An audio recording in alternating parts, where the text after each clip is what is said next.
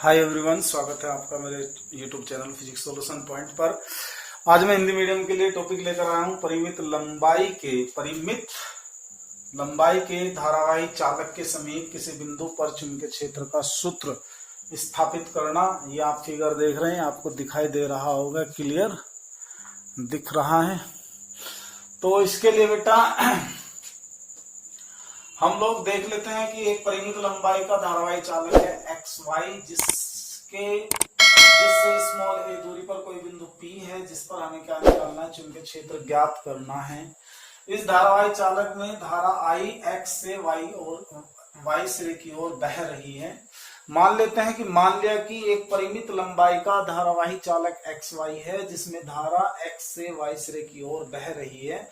इस तार से स्मॉल ए दूरी पर कोई बिंदु पी है, जिस पर हमें चुंबकीय क्षेत्र का सूत्र ज्ञात करना, चुंबकीय क्षेत्र की तीव्रता ज्ञात करनी है।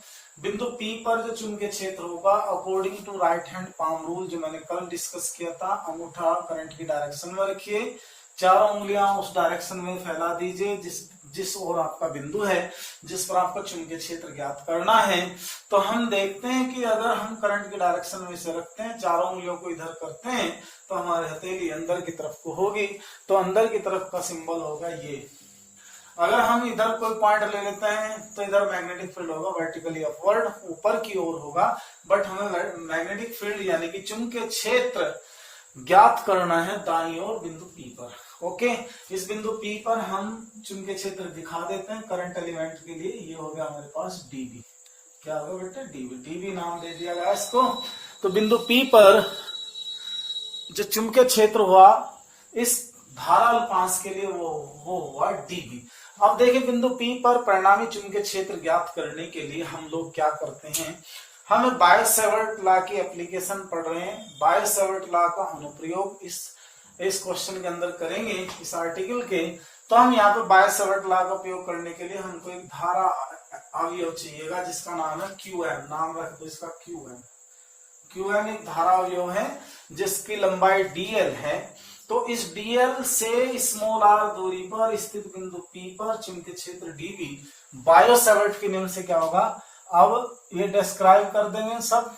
कैसे, एक बार बता देते हैं कि एक धारावाही चालक तार है एक्स वाई, जो निश्चित लंबाई का है, जिसमें धारा आई नीचे से ऊपर की ओर बह रही है। इस तार से स्मॉल ए दूरी पर कोई बिंदु पी है, जिस पर हमें चुंबकीय क्षेत्र ज्ञात करना है। इसका एक हम धारा अल्पांश या धारा अवयव या करंट एलिमेंट डीएल मान लेते हैं। क्यूएम बराबर कितना है? डीएल। अब बायो-सेवर्ट के नियम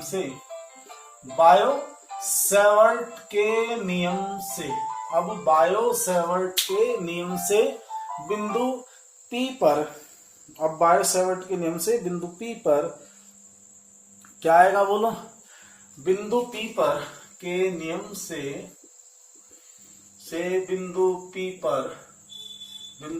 पर चुंबकीय क्षेत्र क्या बनेगा, बताइए? चुंबकीय क्षेत्र नाम लिखेंगे डीबी बराबर क्या होगा, μ0/4 pi I/a dl sine theta, और बटे में क्या आया, r²। ये आएगी इक्वेशन नंबर 1। हम देखते हैं कि जिसकी दिशा किधर को होगी, जिसकी दिशा कागज तल के लंबवत नीचे की ओर होगी, कागज तल के लंबवत नीचे की ओर होगी।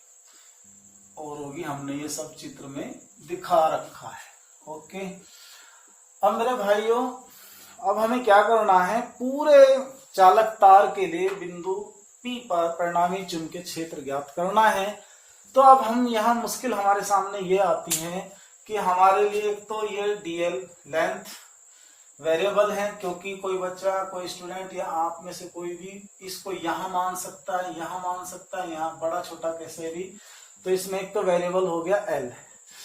जब आप इसको थीटा को इसकी पोजीशन को वेरिएट करेंगे तो थीटा भी वेरिएबल है, थीटा चेंज होगा, आर की डिस्टेंस भी चेंज होगी। तो यहाँ पे ये सारे वेरिएबल हैं, तो इनको एलिमिनेट करते हैं। कैसे, देखो ये त्रिभुज देखो, अब त्रिभुज का नाम है OPQM में ये कौन प्लस ये कोण theta plus phi plus 90 equal to कितना होगा 180। सबको पता त्रिभुज के तीनों कोणों का योग कितना होता है 180 होता है। तो थीटा को हम एलिमिनेट करना चाह रहे हैं तो 180 माइनस का 90 माइनस का 5 90 माइनस 5 बना। इस टर्म में साइन थीटा है तो यहाँ पे साइन थीटा ले लीजिए। Sine theta is equal to क्या बनेगा साइन 90 माइनस 5। हम लोगों को पता है कि sine theta is equal to होगा sine 90 minus theta that is equal to cos theta यानी कि cos 5। Sine theta is equal to होगा cos 5। This is the equation number 2। इसे आप बेटा यहां तक नोट कर लें क्योंकि इसकी मुझको आवश्यकता पड़ेगी। देख लें एक बार।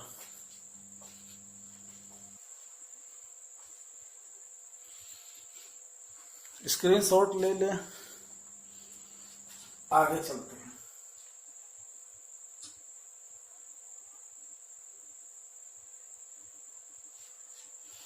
देखिए अब इसके बाद बेटा फिर हम दोबारा से आते हैं, इसकी वैल्यू निकालते हैं कोस 5 की। अगेन दोबारा से चित्र लेंगे, यहां से शुरू करो इसे। पुनः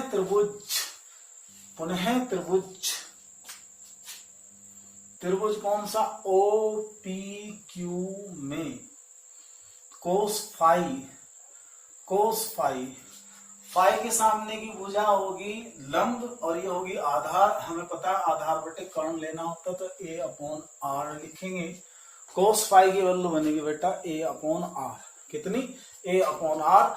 मैं ये कोने में लिख लेता हूं dB क्योंकि मुझको इसकी जरूरत पड़ने वाली है हर हाल में, तो मैं इसे रिप्लेस करता जाऊंगा dl/a²।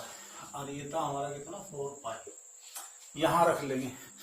तो इसके बाद बेटा देखो ये हमारी फर्स्ट इक्वेशन बन रही है पहले ही, तो मुझको साइन थीटा रिप्लेस करना पड़ेगा कोस 5 से।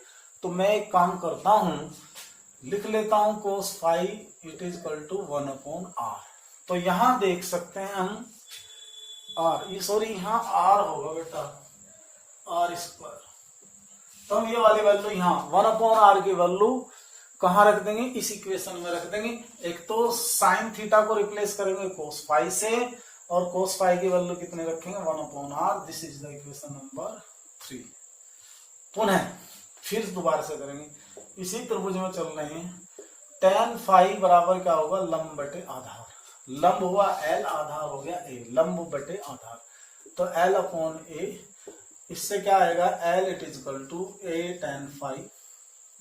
कोशिश करो ये बनाने की dl, देखो बेटा dl बनाना, तो इसको हम डिफरेंशिएट कर देंगे। dl it is equal to A tan phi का डिफरेंशियल होगा sec² phi and d phi. ये होगी इक्वेशन नंबर 4। गौर से देखिए साइन थीटा को रिप्लेस करना है कोस 5 से। साइन थीटा को हम किससे रिप्लेस कर देंगे कोस 5 से, और 1/r को रिप्लेस करेंगे हम किससे बोलो 1/r कोस 5/A। 1/r को हम किससे रिप्लेस करेंगे कोस 5/A से। और फिर इसके बाद क्या बनेगी term dl is equal to A sec² phi d phi. तो ये सभी वैल्यू किस में रखेंगे इक्वेशन 2, 3 व 4 से सभी मान किस में रखने पर समीकरण 1 में रखने पर। आगे बढ़ते हैं यहां से देखें आगे बढ़ते हैं क्या बनेगा, ये क्या बनेगा इसको देखना है। हमारा बनेगा dB it is equal to μ0/4π I।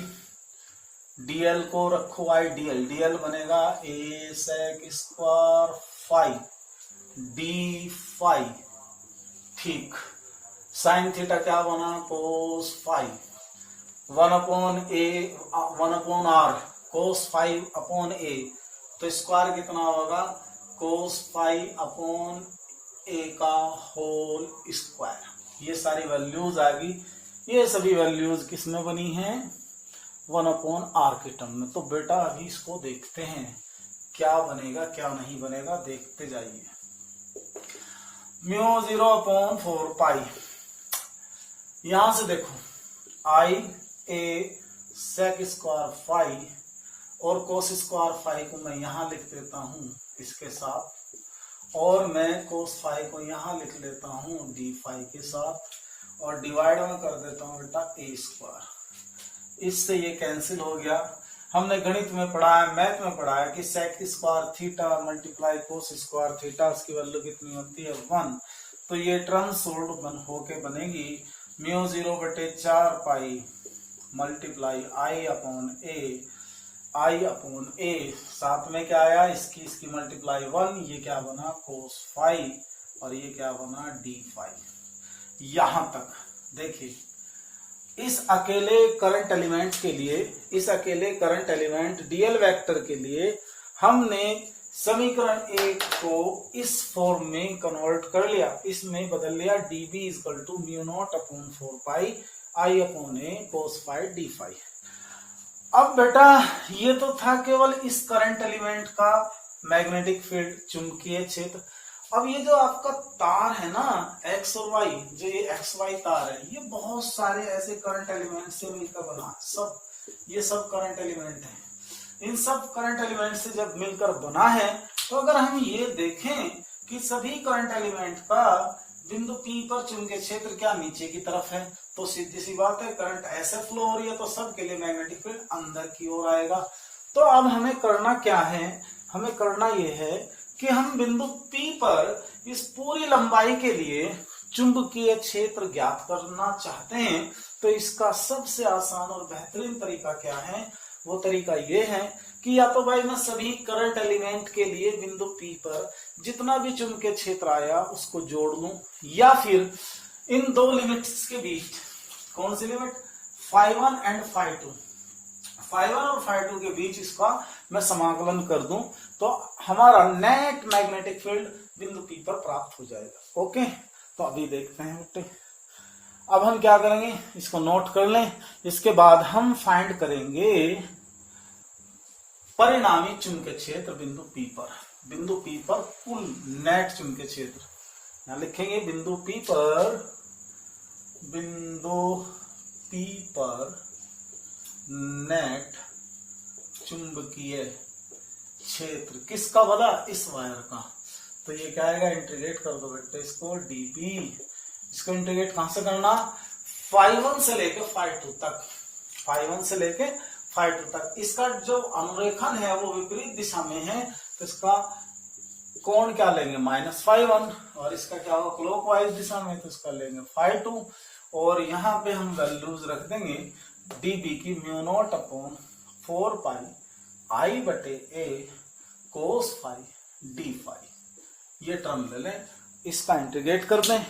देखने वाली बात यहाँ ये है कि वेरिएबल टर्म इसमें कौन सी है, तो वेरिएबल टर्म इसमें ओनली कौन सी है, कोस फाई है।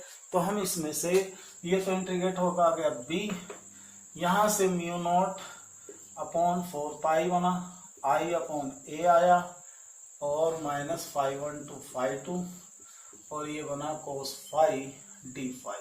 इज दैट क्लियर, नोट कर लें आप इसे।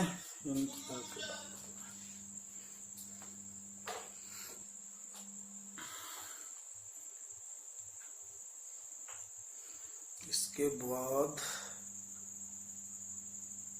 इंटीग्रेशन हो जाएगा, कोस फाई का इंटीग्रेशन बनता है, कोस फाई का इंटीग्रेशन होता है कितना साइन फाई। तो कोस फाई का इंटीग्रेशन क्या होता है साइन फाई। तो साइन फाई इसका इंटीग्रेशन होगा b = μ0/4 pi I/A sine phi, limit from φ1 से लेकर φ2 तक।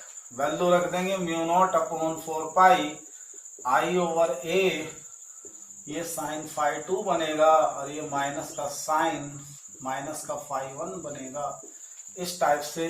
तो b = हम लोगों को पता है μ0/4 pi I/A sign minus theta, आपने पढ़ा मैथ में sine minus theta fourth quadrant में जाएगा तो माइनस साइन थीटा होता है।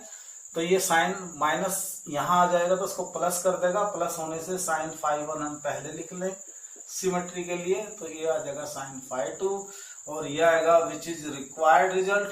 यही आपका अभिष्ट सूत्र है, यही आपका परिणामी चुंबकीय क्षेत्र निकालने का फार्मूला है। आप इसे नोट कर लें, फिर इसके विशेष पॉइंट देखते हैं।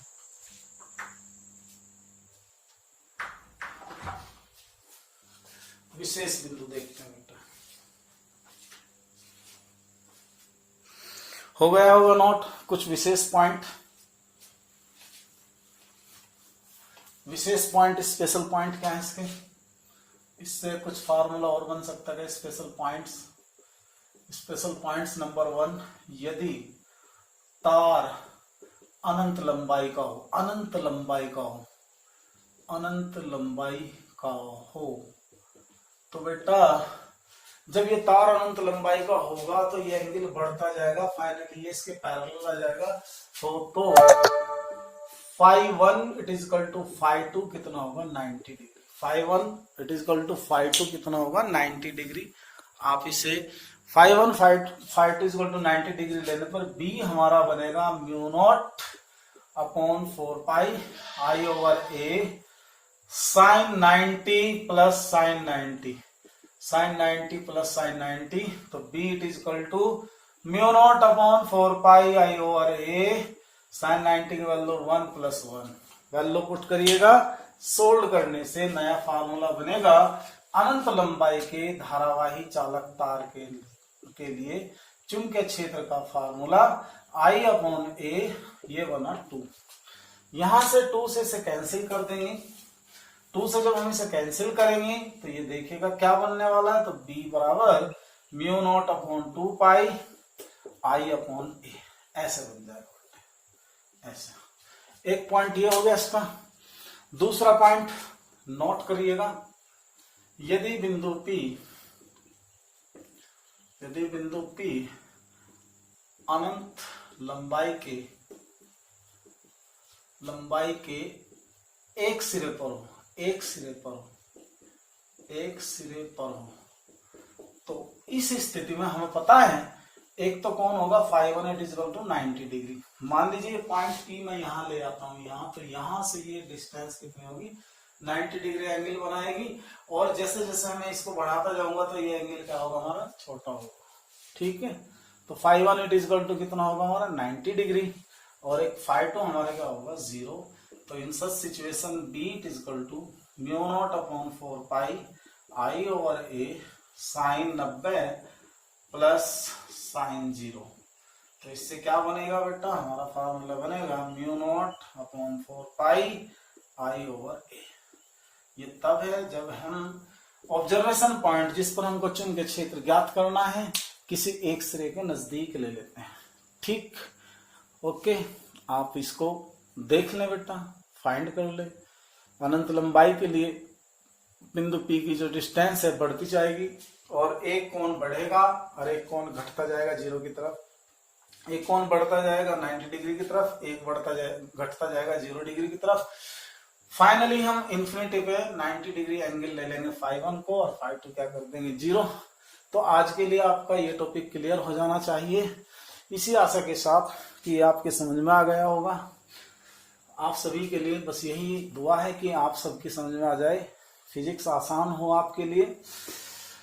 यदि आप चैनल पर नए हैं बेटा और आप पहले चैप्टर्स की वीडियोस देखना चाहते हैं तो हमने चैप्टर वाइज वीडियोस डाली हुई हैं प्लेलिस्ट पर, आप वहां जाकर उन्हें देख सकते हैं। ये हिंदी मीडियम के लिए है, आप देखना। अगर आपको पढ़ाने का तरीका अच्छा लगता है या फिर आपको पढ़ाया हुआ हमारा समझ में आता है तो आप इसको सब्सक्राइब कर दीजिए बेटा चैनल को। Thanks for watching, thanks for being us, good bye.